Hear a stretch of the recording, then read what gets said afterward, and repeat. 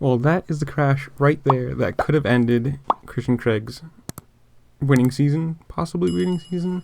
Obviously, this supercross has basically been given over to him with Colt Nichols' crash, Seth Hamaker's now broken back, Jet Lawrence's cracked ribs that kept him out of A1, kept him out of the West.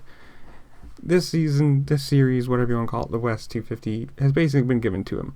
And obviously, with the 2 wins and the great comeback he had last week, it's pretty scary to watch that video, which looks like he tripled, and then caught a little bit too much of the throttle hand, and sent, like, you can just see the bike came right out from underneath him, hooked really hard, and just, and that's crazy. Apparently, they asked him about it afterwards, and he looked like he was perfectly fine afterwards, at least from what you can find online, what you can see, and everything like that. But apparently, he says the Mathis nets, which are what the nets behind the bowl turns and all that stuff is called. Well, that's apparently they say the Mathis nets saved me, which it definitely looks like.